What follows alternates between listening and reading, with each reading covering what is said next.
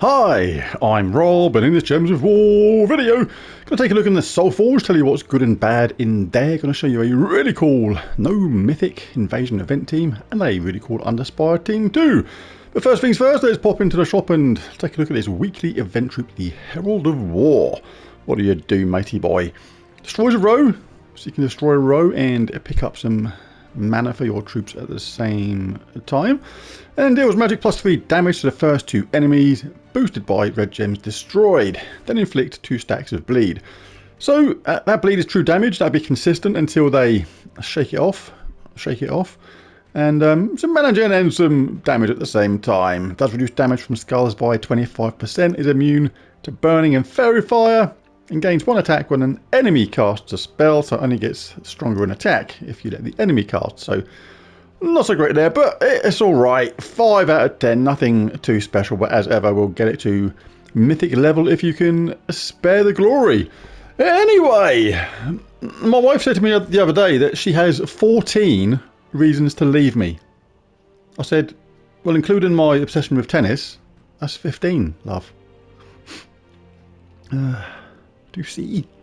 15 love. Tennis scoring. And just a quick shout out to our guild, North Star. If you play on PlayStation and are looking for a change in guild, or just want to join a really fun guild that literally gets everything done. We've never ever failed not to get every single reward on every single event every single week. And we like guild wars as well, so it's all good. So if you fancy a bit of a change or just want to join a really cool guild, then message Red Hot Rockstar on PlayStation. Anyway, right, what we're doing, Soulforge. Soulforge. Yes, concentrate on the job in hand. Right, so Infernal Blood Ruby. It's quite a cool name for a weapon. But anyway, don't get it from here, get it from the Invasion shop, because you get it from there, you get the sigils and things for the battle, as well as other useful stuff at the same time.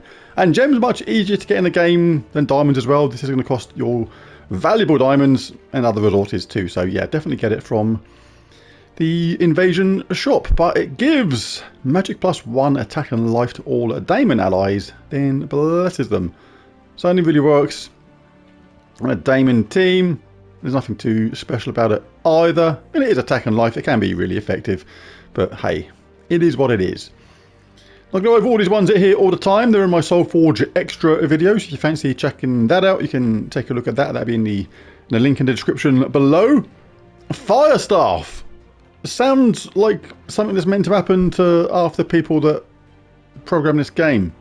So many little bugs in it all the time. One stupid one at the moment, which must be costing them an absolute fortune. So if I go to the shop at the moment and I try and buy something from the PvP shop, like a boost to the current Immortal, it just chucks me out of the game straight away. Not saying necessarily I want to buy it, I just want to see how much it was. So I got one of the levels, I wanted to see how much the other level was. But it just throws me out of the game every single time, and it's been like this for like a week. It's like, if this is just happening across the board on a countrywide basis or a game-wide basis, it must be costing them a fortune. It's like, crikey. Anyway.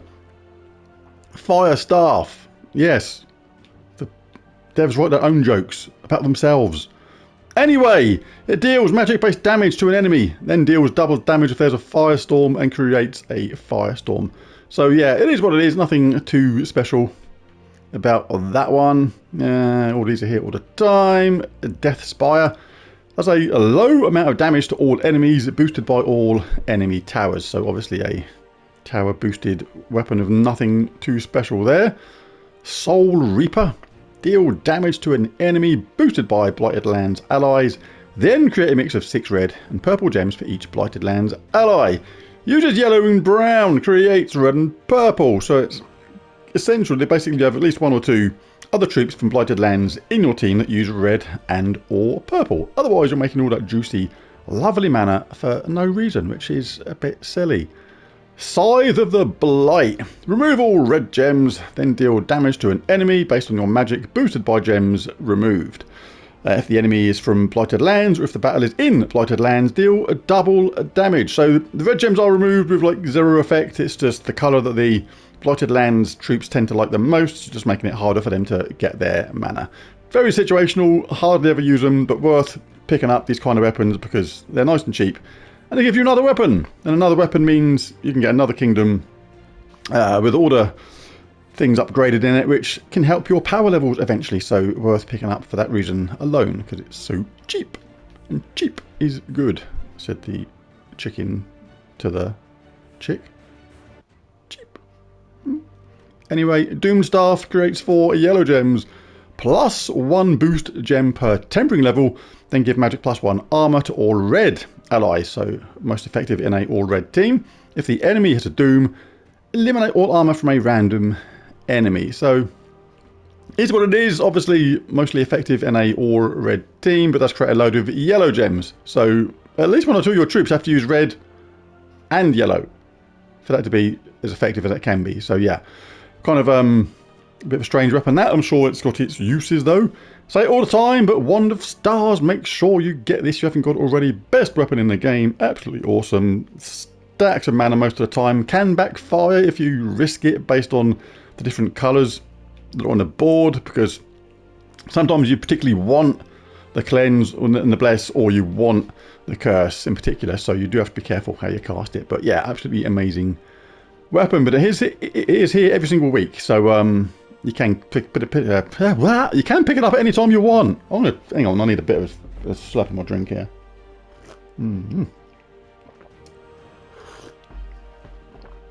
But this is probably a good week to get it, because there's nothing essential here so far. The Blighted Lands weapons are nothing amazing from what I can recall. What else we got? Desdemona's Bolt. Deal damage to an enemy. If Desdemona is in my team, inflict 2 stacks of bleed. Again, nothing special. A lot of collectible weapons here so far. Dread Cutlass.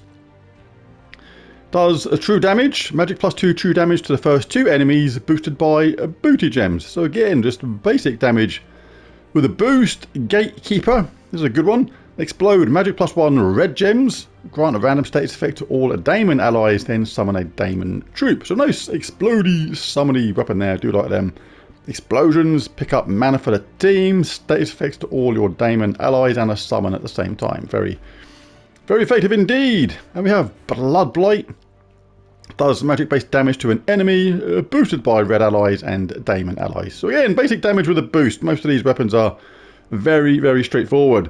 Deal magic based damage to the first 2 enemies, boosted by demonic portal gems, and create 2 demonic portal gems is what the Black Flame Spear does. So again, nothing too spectacular there overall, but hey, it might be worth picking some of them up if you haven't got them. Right, onto the troops then. Always have a little look through these summoning stones, see if there's anybody there that you fancy. Oh, crikey, that's good. Got 2 good ones there. String Fiddler, always looking for goblins, especially if you're a newer player. This sort of thing is really good. They're okay, you know, they're good troops in general, but some of them are absolute game changers, and the way they get an extra turn every single time just means a whole team of them can just completely screw up the enemy, even against much more powerful enemies. And String Fiddler is one of the best goblins. Silences an enemy, explodes amount of gems based on your magic, divided by nearly 4. Gems of one of their mana colours, and gains an extra turn. So silence is super effective, stops enemies from collecting mana, stops them casting spells, mana gen, and an extra turn at the same time, and does summon a leaf storm at the start of battle. And green is often a colour that the goblins use an awful lot. So yeah, very, very good indeed. Rowan, amazing early level troop. So if you've got some of these summoning stones, I'd absolutely say you should spend some of them if you're a new player and you haven't got Rowan yet. Deal magic based scatter damage boosted by my armor.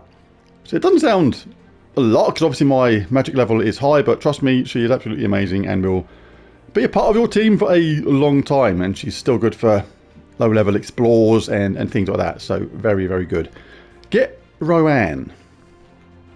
Anybody in there? Not particularly. Nobody particularly from there either. And yeah, looks like those 2 are the main ones. There's another goblin there though, worth picking up if you can. Yeah, right, so let's start with the mythics now. Start at the bottom and work our way up. See who we've got. Again, not going to go over all the ones that are here all the time. All the troops that are here all the time. They're in my Soulforge extra video as well. And first of all, First of all, we have Scorpio. This was disappointing when they started doing these star sign based mythics. I think everybody wanted their star sign one to be like really good, and mine turned out to be really crap. Does what looks like a decent amount of true damage to an enemy, then inflict poison and 3 stacks of bleed on them. If they're already poisoned, there was a 50% chance to kill them. It's rubbish. Compare that to Scorpius, who does damage, and if they're poisoned, kill 2 of them at once. And it's very easy to get the poison going with something like Urieli, who just poisons all enemies on a 4 match. I suppose the thing with this is, with the Scorpius team, you need another troop to make him effective, which is Urieli. You don't need that with this to actually make his powers sort of work, but there's a 50% chance to kill them. It's a bit rubbish. Celestial Sting isn't that great either. Give 4 attack to all green allies when matching green gems. If I would like give 4 to all stats on all green allies when matching green gems, that would have been better, made him somewhat viable just because of the decent trait alone. But yeah, nothing special about Scorpio, which for me, that being my star sign, was disappointing. We have Sephiroth as the Gem Dragon on rotation, so if you're hunting Diamantina still, if you've yet to finish Diamantina, and Sephiroth is, for example, the last dragon you need to complete that set, I'd say it's totally worth the extra Dragonite, because it just guarantees it, and it stops all that frustration of the getting the extra duplicates all the time. It's like rolling a dice needing a 6 every single time you do this by the normal method. It's like, you can, by pure bad luck, roll that dice 20 times and not get a 6, and that is an awful lot of time wasted again and again just getting that Dragonite, which can take ages sometimes, and another time you could roll that dice and get it straight away. It's pot luck. I like the safety of absolutes, if you know what I mean. So personally, I would rather spend the extra Dragonite to guarantee it, but each to their own. And who is the next mythic troop? Oh, Huang Long. This is not a bad one. It does magic +1 damage to all enemies. Then there are individual 50% chances to gain magic based attack, gain an extra turn, and gain a barrier enchanted or blessed. That's pretty cool. But it gets better because reduced damage from the skulls by 70% is one of the highest in the game for that. And a Dragon King, give 3 magic to all dragon allies when matching 4 or more gems, is pretty neat as well. So yeah, I do like Huang Long. Very good indeed. Next up, we have Suna. She's got hot hands. Yeah. I was trying to think of another joke for that, but I failed. Anyway, steals magic +3 life from the 2 weakest enemies, then steals 8 magic, a set in stone amount, from the 2 strongest enemies. So stealing life is effectively true damage to the enemy, but you take it from them and you give it to you, which is pretty cool, making her more tanky. And then stealing the magic from the 2 strongest enemies obviously weakens the strength of their spells while increasing yours at the same time. So yeah, pretty good. Basket says that's like sunbathing. If that's what it does when sunbathing, then that's not very safe, is it? Need to put on some blocker stuff. Anyway, allied Fey gain 2 life, immune to burning and fairy fire. Is not too good for traits for a mythic. But Sunfire, Fairy Fire, a random enemy when matching red gems is pretty cool because she uses red to get charged up. And when you get the enemies afflicted by that Fairy Fire, they can take 50% more damage from spells. And the way her spell works, where she gets more powerful at the same time, combined with that Fairy Fire, means she can actually hit pretty hard. Sooner the better, as it says there. Har, har, har. Infernus, the last mythic. When this came out, this was the most powerful troop in the game. So it just shows how the power creep just slowly but surely moves on in the game. I remember like a few years ago when I was quite new playing the game. Was I though? Might have been. Maybe, maybe not. But anyway, every single time I faced Infernus, if it just cast, I just seemed to just die. It was just like, okay, Infernus, just kill my team, why don't you? But now it's just an okay mythic. It's just not as good as it used to be. Still really effective for that conflagration. What could I say? I still can't say conflagration. What? Conflagration. Yes. Is that a word they made up or is it actually real? It's like Set fire to things. Flammable. Inflammable. Burn all enemies on 4 or 5 gem matches. Conflagration. Yes, nailed it. So yeah, that's pretty handy when you want to do fire-based damage to a team, you know, based on the extra damage because they're on fire, things like that, where you can do the triple damage when they're burning and stuff like that. Very, very good for that. And the spell, though, does splash damage to 2 random enemies based on your magic and explodes 5 random gems. So yeah, Infernus! Good, but not quite as good as he used to be. So interesting mythics there. So who do we have as the legendaries? Let's go over these ever so quickly. Ori conjures a Starstorm at the start of my turn, which is pretty neat and is impervious as well. Destroys a Rowan column. With full effect, you pick up those mana colours and it deals damage to all enemies boosted by purple and yellow gems destroyed, which is, if I remember correctly, what a Starstorm is. It's a dual storm of purple and yellow. So yeah, it's pretty cool with Ori. As is Baphomet. Does magic-based damage to 4 random enemies. If the enemy is burning, deal double damage. This is the kind of thing where stuff like Infernus comes into it, because really cool, just get a 4 match, you burn all the enemies, and that guarantees that double damage from a troop like Baphomet. And does a triple skull damage to burning enemies as well, which makes him pretty cool up top, because it also reflects 25% of skull damage. So yeah, you can get the enemy burning, do triple skull damage, as well as double normal damage. Pretty good combined with a troop like Infernus. Who else have we got? Vidar the Vast. This is actually an underrated troop as well. Choose an enemy. There's a 10% chance to devour them, boosted by blue gems on the board. Otherwise deal magic +4, looks like, damage.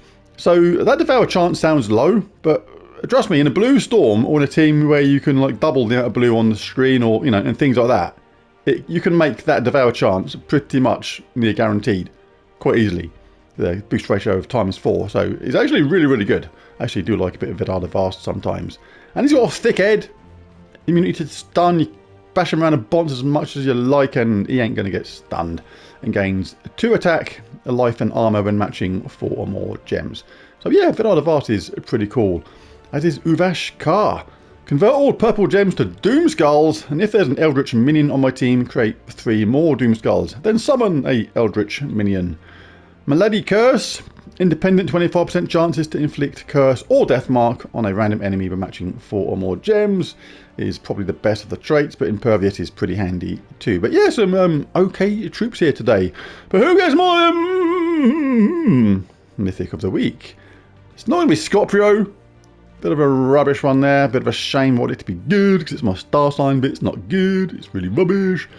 And then Hwang Long, really good. And the other 2 were nothing fantastic either. Wherever they've gone, they're so good. I can't remember what they were. Oh yeah, Suna and Infernus. Infernus is certainly good for that conflagration. Yay! I said it again. And can be effective as well. And Suna again also can be good in the right team and very effective. But I think the best one here today is Hwang Long. Damage to all enemies, individual 50% chances to gain magic +1 attack, gain an extra turn, and gain barrier, enchanted or blessed. And the traits are pretty cool too. So Hwang Long is my Mythic of the Week. Next up, Invasion. Now for this event, you must use the event captain as Beal. This has ×2 magic and earns ×2 score, so absolutely essential. Use that troop for these battles. And you get that from the shop. Just buy the tiers that you require and you get Asbiel at tier 2. There it is, does damage to an enemy, and if they're a tower, deal 3 to 5 times damage based on your ascensions, then create 5 burning gems, which are red with the effect of burn. Now it's not absolutely essential to have all these traits like Siege Breaker there, deal 3 to 5 times skull damage versus towers based on my ascensions. So if you're a new player and you're still short of getting those sort of traits, then don't worry about it too much. It's not actually essential because we can still use it for that basic damage, which is part of its spell. So make sure you grab that though and get it ascended if you can. It's not essential though. Again, like the way to get this to mythic level, 2 ways. You can either get 1 copy from here, back out, use some orbs of ascension to get it to mythic level, or you can buy enough tiers to pick up enough copies of it to get it to mythic level basically automatically. So 2 ways to do that. At tier 3, you pick up the Infernal Blood Ruby, which I said not to get from the Soulforge. Get it from here. It's kind of cheaper. Just gems are so much easier to get in the game than diamonds. And it gives magic +1 attack and life to all diamond allies, then bless them. And bless is like a super cleanse. It's a cleanse with the effect of making them impervious at the same time. So it can be good, but not really required for this particular event. So let's take a look at the team. And there's a good way to go about this. I'm going to show a couple of fun things you can do with this as well a little bit later on. So we'll have Asbeal as the event captain required, but Baphomet, really good, does magic-based damage to 4 random enemies, and if the enemy is burning, deal double damage. So that can be really, really good in these early stages. Fiendfire does damage to all enemies, booted by Daemon allies, then curse and burn all enemies. So the fact that we get that damage to all is going to wipe out the enemy at the start anyway, and then we curse and burn them. So if we do have to cast Baphomet to finish them off, they'll be burning, and then Baphomet does double damage. Rather handy. In the early stages, we can have Web Spinner up top. Again, damage to all. The advantage to this is a lot of these troops are using red or purple, and basically it limits us on the different mana colours available, but with Web Spinner we can pick up some blue and green at the same time and also do damage to all. Not too bothered about casting it and getting the extra green, but if it happens and recharges, then it does, which is quite handy. And also if we get some skull matches, we can also wipe people out really easy in the early stages with a triple skull damage at the same time if you got all the traits. Really, really cool. So Archmages for this, guaranteeing us lots of purple. Let's just have a look at that. Really good for stacks of purple here. Gain 2 bonus purple when matching purple gems. And we can have stuff like Demonic Rage. All Daemons gain 1 attack. Dark Hunger. Steal 1 life from the first enemy by matching purple gems, which we're doing a lot. Anti-Magic Sphere. Reduce damage from spells by 20%. Mana Source. Start spells with 50% mana. Really good. For the hero, all we've got to do is collect some purple and we'll be good to go. Antiquity, this one doesn't actually matter. We don't want a Doomstorm at the start. Got no giants, so that one by default. Arcane Surge, gain bonus purple from purple gem matches, even more purple. And a Chaos Wave, all enemies lose 1 point on a random skill when I match skulls. Now another thing you can do with this as well, just show the banner quickly for this. Abyssal Banner, +2 purple, +1 red, -1 yellow. Alright, as things progress, you're going to want to swap out a Web Spinner. When you get like 3 and 4 towers start appearing, those towers are going to be impervious or immune, and basically that triple damage is not going to work from a Web Spinner anymore. So swap Web Spinner out for something like the Iron Maiden. Really cool if you have that third trait, Siegebreaker. Deal 3 to 5 times skull damage versus towers based on my Ascension. Have her up top, and basically any skulls that come along, you're going to obliterate those towers, as well as have a second Siegebreaker that can do that extra damage via its spell versus towers, and creates 8 red gems as well, which is nifty because we can still have Baphomet and Asbeal there. So definitely bring in the Iron Maiden a little bit later on. So just a little thought, actually, you could have a little bit of fun with this as well later on. You could have Asbeal up top. This is just like thinking way ahead.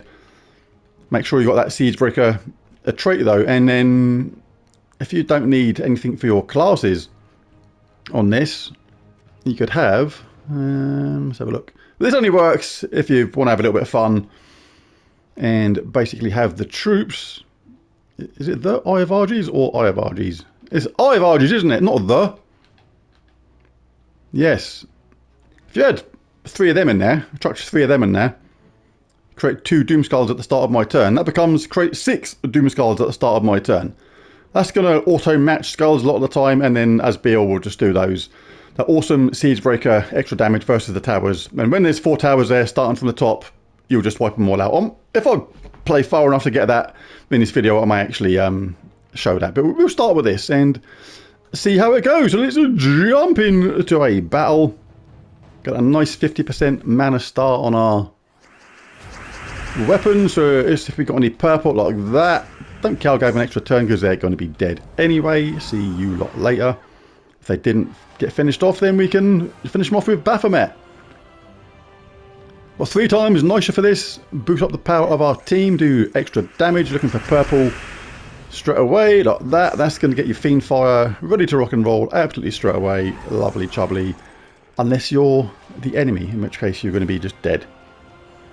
Really, really crazy fast on these early levels. You may even get like charged up straight away sometimes. And if it doesn't, it's no big deal. Just collect something for Web Spinner. It's going to take a couple of rounds. Just for the Potion of Enchantment to kick in. And let's give Web Spinner a bit of glory. Why not? Show the versatility of the team and all that malarkey. Right, let's do one more, then we'll jump forward a bit. Gravitas. That explosion normally helping us out at the start. Look at that, just got auto charged straight away. This is too easy. Let's jump forward a bit. Right, I've jumped forward to when a couple of towers start appearing, just to show how we deal with the varying situations in this invasion event. Still going to collect purple at the beginning. Still got Fiend Fire up absolutely straight away. But collect red if you can next. Really good to get Baphomet rocking and rolling as well. Because if you don't finish off those towers in one go, then Baphomet absolutely will. And it will flip from one to the next if they survive as well, which is really cool. And you've still got Web Spinner there as a backup to finish off as well. But soon we'll start changing Web Spinner to the Iron Maiden. Really cool band at the same time. Do like me a bit of Iron Maiden. Have you got any purple? Yes, we have. It's okay to cast it now. Get those early troops out of the way next round because of the Potion of Enchantment. A Baphomet is up. Finishes off. If that didn't finish him off, Web Spinner put him up next round. Absolutely awesome stuff. Alright, let's do another one of these and we'll jump forward to 4 towers. This is like still too easy. I'm not happy when it's too easy. I like things tricky. You'll get that because it's extra colours at the same time. Oh, we've got Web Spinner up. Should we give Web Spinner a bit of action or... Nah, let's just keep it. Go on, we'll give Web Spinner the glory. There you go. Right after this battle, we're starting to get the 4 tower situation come along. So I'll just show how I finish these off at this level. Oh, that's a rather nice amount of purple. So we can collect red, just so we got our Baphomet ready to cast, and I can even get like Web Spinner ready to just cast them all back to back. Start with a bit of Fiend Fire. I might as well get that just because it's there, like. And that finished off. And if you're a lower level player and your Baphomet wasn't finishing them off, you could have had Web Spinner ready to cast the next round to finish them off. But this is where Web Spinner gets thrown out of the team. You've done your bit. Let's shift in the Iron Maiden. Dun, dun, dun. Now the cool thing about this is we've got that damage boost as well from the spell, as well as the skull damage boost. So we can actually now have the best of both worlds. We can wipe out these towers with a skull match or the spell. But the same theory will still apply at the beginning, even though we've been quite unlucky on our colours there. That's a bit janky. Is what it is. We'll grab this 4 match though. And another bit more of that. So you can give that a little softener. That's one of those ones that's got the reduced damage from skulls by 75%, but it will not survive. Will not survive. There we can finish off that. And then Baphomet will rock and roll and jump between the two. Well, I'm just going to switch to the Eye of Arges team in a minute. I haven't actually tried it yet. I just want to see what it works like. Should be a lot of fun. Should be really good. Oh, we did have skull back there, but we'll take that anyway, just because it's there. If you get skull matches, you're going to wipe it through the enemy really quick. And then we can use that as well. Just take out another one. That won't finish him off, because that's where Fiend Fire becomes a little bit weaker, but then the Event Captain suddenly comes into play. And we can absolutely finish those suckers off. Right, let's do another one of these, and we'll change to the Eye of Arges team just for fun. So I do want to see how that runs or works, operates, whatever you want to call it. Still no skull matches so far. That's just a bit annoying. We've got some purple though. We'll grab that because our Baphomet's nearly ready as well, which is handy. Let's finish off somebody who's got the most charge. Them. The Event Captain will be up in 2 rounds anyway, so we can soften people up with that. I think Baphomet's going to do the job anyway before the Event Captain gets involved. And that's how it worked out. Let's do another one. The cool thing about this team, it'll work with whoever gets charged up first. You get a nice handy skull match like that. You're going to take it. And there's another one there. Thank you very much. Let's get rid of them. And the battle's nearly already done. Well, he's done. That was very straightforward. Right, so easy peasy lemon squash. Let's have a bit of fun. Let's do this. Let's have a go at this. This is madness. Madness, they call it gladness. A little bit risky if the enemy, you know, if we set the enemy up, we can take some damage back. Like that, but a lot of the time you're just gonna romp through. There you go, this is pretty easy. Cool. Alright, let's do one more, then we'll call the video a day. Come on, let's have some auto skull match malarkey. Thank you. Yeah, I think I might be doing it this way for the rest of the thing. Right, there it is, invasion teams. Awesome fun. Now on to the Underspire. Right, for Underspire, this is actually very similar to the invasion team in a way. Still going to use Fiendfire and Baphomet, but we're going to use 2 Baphomets and 1 times Ven Barak. Ven Barak deals damage to all enemies with a 75% chance to disease all enemies. Disease is actually pretty cool. It halves the amount of mana a troop gains, which basically slows them down by like half of how quickly they collect their mana. Which is pretty cool. You can chuck it up top if you like. It does deal double skull damage versus diseased enemies. So I would do that later on, not right at the beginning though, because I want to get my Fiendfire charged up straight away. Doing that damage to all enemies, boosted by Daemons, and Curse and Burn all enemies, which really helps. A Baphomet spell, doing that damage to 4 random enemies, and if the enemy is burning, deal double damage. So you can also put Baphomet up top if you like, deal triple skull damage versus burning enemies, which is really cool as well. But in the early stages, this is going to be super duper crazy straightforward. The banner for this is exactly the same as what I had for the invasion event, and the class is the same. Everything's the same as the invasion event, so let's jump in. Everything the same apart from obviously an extra Baphomet and a Ven Barracks. We're still looking for purple.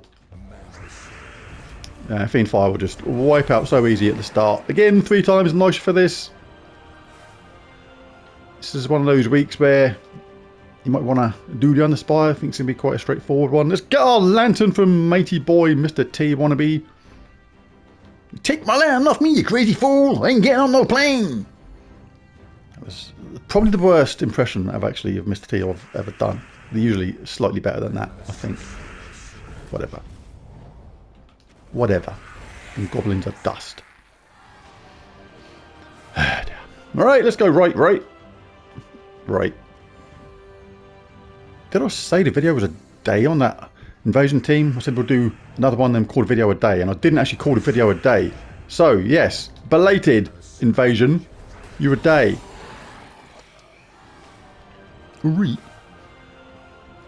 Let's go down.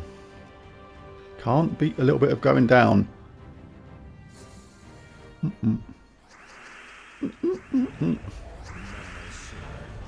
See, Fiendfire is going to just make short work of this for quite a while. And then when it gets to the point where you need to start casting these as well, obviously you collect some red beforehand, so you can cast Baphomet immediately after casting your Fiendfire. Or if some red just happened to be there like that, like if they hadn't died then, I can then cast Baphomet straight away. Awesomeness!